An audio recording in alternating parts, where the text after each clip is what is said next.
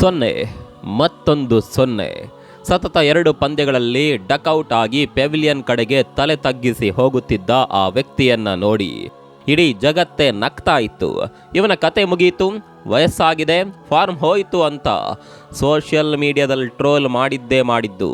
ಆದರೆ ಆ ಮೌನದ ಹಿಂದೆ ಒಂದು ಸುನಾಮಿ ಅಡಗಿತ್ತು ಅನ್ನೋದು ಯಾರಿಗೂ ಗೊತ್ತಿರಲಿಲ್ಲ.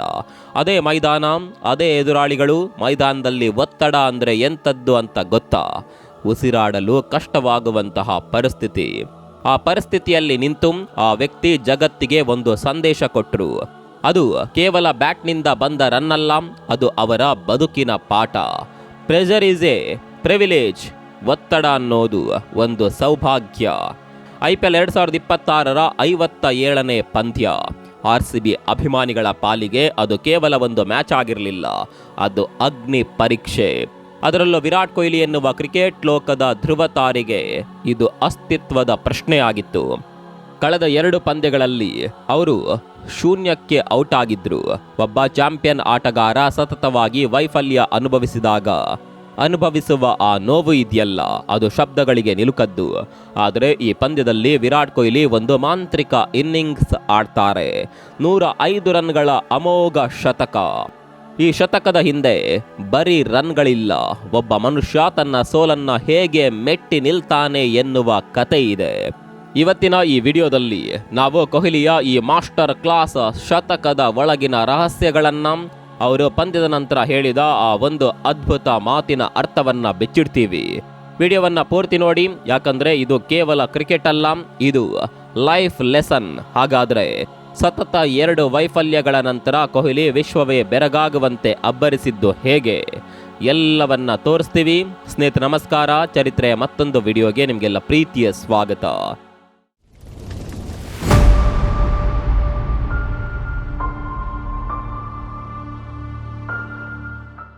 ಸ್ನೇಹಿತರೆ, ಈ ಕತೆ ಶುರುವಾಗೋದು RCB ಮತ್ತು KKR ಪಂದ್ಯಕ್ಕಿಂತ ಮೊದಲು. ವಿರಾಟ್ ಕೊಹ್ಲಿ ಅಂದ್ರೆ ರನ್ ಮಷೀನ್. ಆದರೆ ಕಳೆದ 2 ಮ್ಯಾಚ್ಗಳಲ್ಲಿ ಅವರ ಬ್ಯಾಟ್ ಅಂದುಕೊಂಡಷ್ಟು ಸದ್ದು ಮಾಡ್ತಿರ್ಲಿಲ್ಲ. ಸುಂದರವಾಗಿ ಆಡ್ತಾ ಇದ್ರು, ಆದರೆ ದೊಡ್ಡ ಸ್ಕೋರ್ ಬರ್ತಿರ್ಲಿಲ್ಲ. ಪರಿಸ್ಥಿತಿ ಎಷ್ಟು ಕೆಟ್ಟದಾಗಿತ್ತು ಅಂದ್ರೆ ಕಳೆದ 2 ಪಂದ್ಯಗಳಲ್ಲಿ ಅವರು ಎದುರಿಸಿದ ಮೊದಲ 1-2 ಎಸೆತಗಳಲ್ಲೇ ಔಟ್ ಆಗಿ ಹೋಗಿದ್ರು. ಯೋಚನೆ ಮಾಡಿ, ಒಬ್ಬ ಆಟಗಾರ 15 ವರ್ಷಗಳಿಂದ ಕ್ರಿಕೆಟ್ ಆಳ್ತಿದ್ದಾನೆ, ಸಾವಿರಾರು ರನ್ ಹೊಡೆದಿದ್ದಾನೆ. ಅಂತವರು ಸತತವಾಗಿ 0 ಸುತ್ತಿದಾಗ ಏನಾಗಬೇಡ, ಮಾನಸಿಕವಾಗಿ ಅವರು ಕುಸಿದು ಹೋಗಬಹುದಿತ್ತು. ಆದರೆ ಕೊಹ್ಲಿ ಎಲ್ಲರಿಗಿಂತ ಡಿಫರೆಂಟ್. ಆ 2 ಸೋಲುಗಳು ಅವರನ್ನ ಕುಗ್ಗಿಸಲಿಲ್ಲ, ಬದಲಾಗಿ ಅವರಲ್ಲಿನ ಹಸಿವನ್ನ ಹೆಚ್ಚಿಸಿದವು. KKR ಬಲಿಷ್ಠ ತಂಡ, ಅಜಿಂಕ್ಯ ರಹಾನೆ ಪಡೆಯ ಬೌಲಿಂಗ್ ದಾಳಿ ಸಖತ್ತಾಗಿದೆ.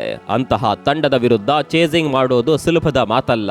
ಮೈದಾನದಲ್ಲಿ ಟೆನ್ಷನ್ ಇತ್ತು, ಅಭಿಮಾನಿಗಳ ಹೃದಯ ಬಡಿತ ಜೋರಾಗಿತ್ತು, ಎಲ್ಲರ ಕಣ್ಣು ಕೊಹ್ಲಿ ಮೇಲೆ ಇತ್ತು. ಈ ಬಾರಿಯೂ 0 ಸುತ್ತಿದ್ರೆ ಈ ಪ್ರಶ್ನೆ ಪ್ರತಿಯೊಬ್ಬ RCB ಫ್ಯಾನ್ ತಲೆಯಲ್ಲಿ ಓಡ್ತಿತ್ತು. ಪಂದ್ಯ ಶುರುವಾಗುತ್ತೆ. ವೈಭವ್ ಅರೋರಾ ಬೌಲಿಂಗ್ ಮಾಡ್ತಿದ್ದಾರೆ, ಕೊಹ್ಲಿ ಕ್ರೀಸ್ನಲ್ಲಿದ್ದಾರೆ. ಮೊದಲ ರನ್ ಬಂದಾಗ ಕೊಹ್ಲಿ ಮಾಡಿದ ಆ ಒಂದು ಫಿಸ್ಟ್ ಪಂಪ್ ಇದೆಯಲ್ಲ, ಅದು ಅವರ ಆವೇಶವನ್ನ ತೋರಿಸಿತ್ತು. ಅಬ್ಬಾ, ಬದುಕಿದೆ ಎನ್ನುವ ನಿರಾಳತೆ ಅವರ ಮುಖದಲ್ಲಿತ್ತು. ಅಲ್ಲಿಂದ ಶುರುವಾಗಿದ್ದು ನೋಡಿ ಅಸಲಿ ಆಟ. ವೈಭವ್ ಅರೋರಾ ಎಸೆದ 2ನೇ ಓವರ್ನಲ್ಲಿ ಕೊಹ್ಲಿ 4 ಬೌಂಡ್ರಿಗಳನ್ನ ಬಾರಿಸ್ತಾರೆ. ಆ ಪಂಚ್, ಆ ಫ್ಲಿಕ್, ಆ ಸ್ಲ್ಯಾಶ್, ಪ್ರತಿಯೊಂದು ಹೊಡೆತದಲ್ಲೂ ನಾನು ಇನ್ನೂ ಇಲ್ಲೇ ಇದ್ದೀನಿ ಅನ್ನುವ ಗತ್ತು ಇತ್ತು. ಆದರೆ ಈ ಇನ್ನಿಂಗ್ಸ್ ಅಷ್ಟು ಸುಲಭವಾಗಿರಲಿಲ್ಲ. ಕೊಹ್ಲಿ ಕೇವಲ 21 ರನ್ ಗಳಿಸಿದ್ದಾಗ ಕಾರ್ತಿಕ್ ತ್ಯಾಗಿ ಎಸೆದ ಚೆಂಡನ್ನ ಕವರ್ಸ್ ಕಡೆಗೆ ಬಲವಾಗಿ ಹೊಡಿತಾರೆ. ಅಲ್ಲಿ ರೋಮನ್ ಪವಲ್ ಇದ್ರು, ಕೈಗೆ ಬಂದ ಕ್ಯಾಚ್ ಅದು, ಆದರೆ ಅದು ಜಾರಿ ಕೆಳಗೆ ಬೀಳುತ್ತೆ. ಆ ಒಂದು ಕ್ಷಣ ಇಡೀ KKR ತಂಡದ ಹಣೆ ಬರಹವನ್ನೇ ಬದಲಾಯಿಸಿ ಬಿಡುತ್ತೆ. ಕೊಹ್ಲಿ ಕೊಟ್ಟ ಆ ಒಂದು ಅವಕಾಶವನ್ನ KKR ಕೈ ಚೆಲ್ಲಿ ಬಿಡುತ್ತೆ. ಅಲ್ಲಿಂದ ಕೊಹ್ಲಿ ತಿರುಗಿ ನೋಡ್ಲೇ ಇಲ್ಲ. ಕೊಹ್ಲಿ ಬ್ಯಾಟಿಂಗ್ ಮಾಡ್ತಿದ್ದ ರೀತಿ ಹೇಗಿತ್ತು ಗೊತ್ತಾ? T20 ಮ್ಯಾಚ್ ಅನ್ನ ತುಂಬಾನೇ ಕ್ಲಾಸಿಕ್ ಆಗಿ ಆಡ್ತಾ ಹೋದ್ರು. ಅಂದ್ರೆ ಅನಗತ್ಯ ರಿಸ್ಕ್ ಇಲ್ಲ, ಬರೀ 6 ಹೊಡೆಯೋದಕ್ಕೆ ಹೋಗ್ಲಿಲ್ಲ, ಬದಲಾಗಿ ಗ್ಯಾಪ್ಗಳಲ್ಲಿ ಚೆಂಡನ್ನ ಹೊಡೆದು ರನ್ ಓಡೋದಕ್ಕೆ ಶುರು ಮಾಡಿದ್ರು. ನಾವು ಈಗ ಹೇಳುವ ವಿಷಯವನ್ನ ಗಮನವಿಟ್ಟು ಕೇಳಿ. ಕೊಹ್ಲಿ ಈ ಪಂದ್ಯದಲ್ಲಿ ಗಳಿಸಿದ್ದು 105 ರನ್. ಇದರಲ್ಲಿ ಬೌಂಡ್ರಿ ಮತ್ತು ಸಿಕ್ಸರ್ಗಳಿಂದ ಬಂದಿದ್ದು ಕೇವಲ 62 ರನ್ ಮಾತ್ರ. ಅಂದ್ರೆ ಉಳಿದ 43 ರನ್ ಅವರು ಓಡಿ ಗಳಿಸಿದ್ದು. ಯೋಚನೆ ಮಾಡಿ ಸ್ನೇಹಿತರೆ, ಒಬ್ಬ ಆಟಗಾರನಿಗೆ 37 ವರ್ಷ ವಯಸ್ಸು, ಅಷ್ಟು ಒತ್ತಡದಲ್ಲಿ ಸಿಂಗಲ್ಸ್ ಮತ್ತು ಡಬಲ್ಸ್ ಓಡೋದು ಅಂದರೆ ಅಷ್ಟು ಸುಲಭನಾ? ಯುವ ಆಟಗಾರ ದೇವದತ್ ಪಡಿಕ್ಕಲ್ ಜೊತೆ ಸೇರಿ ಕೊಹ್ಲಿ 92 ರನ್ಗಳ ಜೊತೆಯಾಟವಾಡಿದ್ರು. ಈ ಬಗ್ಗೆ ಮಾತನಾಡಿದ ಪಡಿಕ್ಕಲ್, ನಾವು ಈ ಮ್ಯಾಚನ್ನು ಆದಷ್ಟು ಡೀಪ್ ಆಗಿ ತೆಗೆದುಕೊಂಡು ಹೋಗೋಣ ಅಂತ ಮಾತನಾಡ್ಕೊಳ್ತಾ ಇದ್ವಿ. ಇದು ಕೊಹ್ಲಿಯ ಪ್ಲಾನ್ ಆಗಿತ್ತು. ಪವರ್ ಪ್ಲೇ ಮುಗಿದ ಮೇಲೆ ಮ್ಯಾಚನ್ನು ಕಂಟ್ರೋಲ್ ಮಾಡೋದು ಹೇಗೆ ಅನ್ನೋದು ಅವ್ರಿಗೆ ಗೊತ್ತು. ಸುನಿಲ್ ನಾರಿನ್ ಅವರಂತಹ ಡೇಂಜರಸ್ ಬೌಲರ್ ಓವರ್ಗಳಲ್ಲೂ ಕೂಡ ಅವರು ಒತ್ತಡಕ್ಕೆ ಒಳಗಾಗಲಿಲ್ಲ. ರನ್ ರೇಟ್ ಕಡಿಮೆ ಆಗದಂತೆ ನೋಡಿಕೊಂಡ್ರು ಅಂತ ದೇವದತ್ ಪಡಿಕ್ಕಲ್ ಹೇಳ್ತಾರೆ. ಪಂದ್ಯ ಮುಗೀತು, RCB ಗೆದ್ದು ಕೂಡ ಆಯಿತು. Kohli player of the match award ತೆಗೆದುಕೊಳ್ತಾರೆ. ಆಗ ಅವರು ಹೇಳಿದ ಆ ಒಂದು ಮಾತು ಈಗ ಇಡೀ ಕ್ರಿಕೆಟ್ ಲೋಕದಲ್ಲಿ ಭಾರಿ ಸದ್ದು ಮಾಡ್ತಿದೆ. ಕೊಹ್ಲಿ ಹೇಳಿದ್ದೇನು ಗೊತ್ತಾ?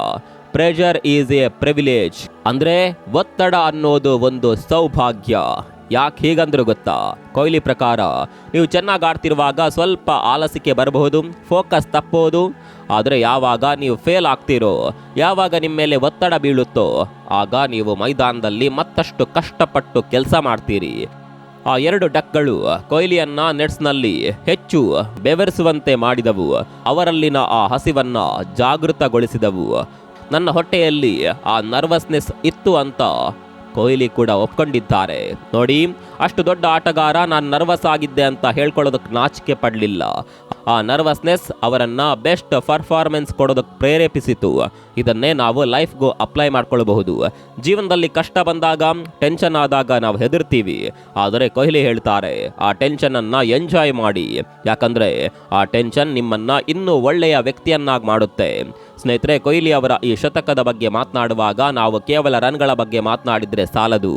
ಆ ಬ್ಯಾಟಿಂಗ್ ಹಿಂದಿದ್ದ ಕ್ಲಾರಿಟಿ ಬಗ್ಗೆ ಮಾತನಾಡಬೇಕು. ಮೈದಾನದಲ್ಲಿ 15-20 ರನ್ ಗಳಿಸಿದ ಮೇಲೆ ಸಾಮಾನ್ಯವಾಗಿ ಆಟಗಾರರು ಅಬ್ಬರಿಸಲು ಹೋಗಿ ವಿಕೆಟ್ ಕಳೆದುಕೊಳ್ತಾರೆ. ಆದರೆ ಕೊಹ್ಲಿ ಮಾಡಿದ್ದೇ ಬೇರೆ. ಕೊಹ್ಲಿ ಪಂದ್ಯದ ನಂತರ ಒಂದು ಮಾತು ಹೇಳ್ತಾರೆ, ನಾನು ಮೈದಾನದಲ್ಲಿ ಯಾವುದನ್ನ ಕೂಡ ಅತಿಯಾಗಿ ಮಾಡೋದಕ್ಕೆ ಹೋಗಲಿಲ್ಲ. ಅಂದರೆ ಅವರು ಕ್ರೀಸ್ನಲ್ಲಿ ತಾವು ನಿಲ್ಲುವ ಪೊಸಿಷನ್ ಬಗ್ಗೆ ಅತೀವ ಕಾಳಜಿ ವಹಿಸಿದ್ದರು. ಯಾವ ಲೆಂತ್ನ ಬಾಲ್ ಬಂದರೆ ಸಿಕ್ಸರ್ ಹೊಡಿಬೇಕು, ಯಾವ ಗ್ಯಾಪ್ನಲ್ಲಿ ಆಡಬೇಕು ಎನ್ನುವ ಬಗ್ಗೆ ಅವರಿಗೆ ಸ್ಪಷ್ಟತೆ ಇತ್ತು. ನೋಡಿ, ಒಬ್ಬ ಬ್ಯಾಟ್ಸ್ಮನ್ ತನ್ನ ಪರ್ಸನಲ್ ಮೈಲುಗಲ್ಲುಗಳಿಗಿಂತ ಹೆಚ್ಚಾಗಿ ತಂಡದ ಅಗತ್ಯವನ್ನೇ ಮೊದಲ ಆದ್ಯತೆಯನ್ನಾಗಿಟ್ಕೊಂಡಾಗ ಇಂತಹ ರಿಸ್ಕ್ ಫ್ರೀ ಕ್ರಿಕೆಟ್ ಆಡೋದಕ್ಕೆ ಸಾಧ್ಯವಾಗುತ್ತೆ. ಇದು ಕೇವಲ ಕ್ರಿಕೆಟ್ ಅಲ್ಲ, ಇದು ಡಿಸಿಪ್ಲಿನ್.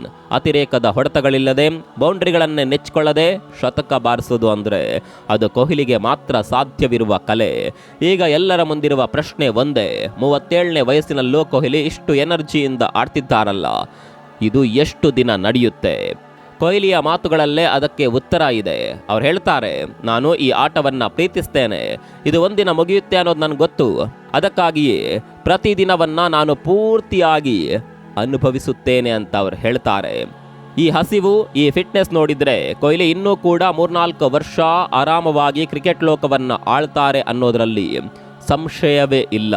ಅವರ ಮೈದಾನದಲ್ಲಿನ ಆ ಓಟ, ಆ ಡೈವ್ಗಳು, ಆ ಆವೇಶ, ಇದು ಯಾವುದು ವಯಸ್ಸಿನಿಂದ ಕಡಿಮೆ ಆಗಿಲ್ಲ. ಮುಂಬರುವ ಪಂದ್ಯಗಳಲ್ಲಿ ಕೊಹ್ಲಿ ಇದೇ ಫಾರ್ಮ್ ಮುಂದುವರಿಸಿದ್ರೆ RCB ಈ ಬಾರಿ ಕಪ್ ಗೆಲ್ಲೋದು ಗ್ಯಾರಂಟಿ ಅಂತ ಫ್ಯಾನ್ಸ್ ಹೇಳ್ತಿದ್ದಾರೆ. ವಿರಾಟ್ ಕೊಹ್ಲಿಯ ಈ ಇನ್ನಿಂಗ್ಸ್ ನಮಗೆ ಕಲಿಸುವ ಪಾಠ ಒಂದೇ, ಯಶಸ್ಸು ಶಾಶ್ವತವಲ್ಲ, ಹಾಗೆಯೇ ಸೋಲು ಕೂಡ ಅಂತಿಮವಲ್ಲ. ಸತತ 2 ಬಾರಿ 0ಗೆ ಔಟ್ ಆದಾಗ ಜಗತ್ತೇ ನಕ್ಕಿರಬಹುದು. ಆದರೆ ಅದೇ ಜಗತ್ತು ಇವತ್ತು ಅವರ 9ನೇ IPL ಶತಕಕ್ಕೆ ಎದ್ದು ನಿಂತು ಚಪ್ಪಾಳೆ ತಟ್ತಾ ಇದೆ. ಪಂದ್ಯದ ಕೊನೆಯಲ್ಲಿ 98 ರನ್ ಗಳಿಸಿದ್ದಾಗ ಕಾರ್ತಿಕ್ ತ್ಯಾಗಿಗೆ ಒಂದು ಸಿಕ್ಸರ್ ಹೊಡೆದು ಕೊಹ್ಲಿ ಒಂದು ಸಣ್ಣ ಡ್ಯಾನ್ಸ್ ಮಾಡಿದ್ರು ನೋಡಿ, ಅದು ಅವರ ಒಳಗಿದ್ದ ಸಂಭ್ರಮದ ಹೊರಹೊಮ್ಮುವಿಕೆ. ಆದರೆ ಗೆಲ್ಲುವವರೆಗೂ ಅವರು ಹೆಲ್ಮೆಟ್ ತೆಗಿಲಿಲ್ಲ, ಯಾಕಂದರೆ ಕೆಲಸ ಇನ್ನೂ ಮುಗ್ದಿರಲಿಲ್ಲ. ಇದೇ ಕೊಹ್ಲಿ, ಇದೇ ಅವರ ಕಿಂಗ್ ಆಟಿಟ್ಯೂಡ್. ಬದುಕಿನಲ್ಲಿ ನೀವೆಷ್ಟೇ ಬಿದ್ದರೂ ಪರವಾಗಿಲ್ಲ, ಹೇಗೆ ಎದ್ದು ನಿಲ್ತೀರಿ ಅನ್ನೋದು ಮುಖ್ಯ. ಒತ್ತಡವನ್ನು ಹೆಗಲ ಮೇಲೆ ಹೊರೆ ಅಂತ ಅಂದುಕೊಳ್ಬೇಡಿ, ಅದನ್ನು ಒಂದು ಸೌಭಾಗ್ಯ ಅಂತ ಅಂದುಕೊಳ್ಳಿ. ಆಗ ನೀವು ಕೂಡ ವಿರಾಟ್ ಕೊಹ್ಲಿಯಂತೆ ಇತಿಹಾಸವನ್ನು ಸೃಷ್ಟಿ ಮಾಡಬಹುದು. ಸ್ನೇಹಿತರೆ, ಇದಾಗಿತ್ತು ವಿರಾಟ್ ಕೊಹ್ಲಿಯ ಆ ಅದ್ಭುತ ಶತಕ ಮತ್ತು ಅವರ ಪ್ರೆಷರ್ ಫಿಲಾಸಫಿಯ ಕಂಪ್ಲೀಟ್ ಸ್ಟೋರಿ. ನಿಮಗೆ ಈ ವಿಡಿಯೋ ಇಷ್ಟ ಆಗಿದ್ರೆ ಲೈಕ್ ಮಾಡಿ, ನಿಮ್ಮ ಫ್ರೆಂಡ್ಸ್ ಜೊತೆ ಶೇರ್ ಮಾಡಿ. ವಿರಾಟ್ ಕೊಹ್ಲಿಯ ಬಗ್ಗೆ ನಿಮಗಿರುವ ಆ ಸ್ಪೆಷಲ್ ಮಾತು ಯಾವುದು ಅನ್ನೋದನ್ನು ಕಾಮೆಂಟ್ ಬಾಕ್ಸ್ನಲ್ಲಿ ಬರೆಯೋದನ್ನು ಮರಿಬೇಡಿ. ಇದೇ ರೀತಿಯ ಇಂಟ್ರೆಸ್ಟಿಂಗ್ ಮತ್ತು ಇನ್ಫಾರ್ಮೇಟಿವ್ ವಿಡಿಯೋಗಳಿಗಾಗಿ ನಮ್ಮ ಚಾನಲ್ಗೆ ಸಬ್ಸ್ಕ್ರೈಬ್ ಆಗಿ. ಮುಂದಿನ ವಿಡಿಯೋದಲ್ಲಿ ಮತ್ತೆ ಸಿಗೋಣ. ಅಲ್ಲಿವರೆಗೂ ನಮಸ್ಕಾರ.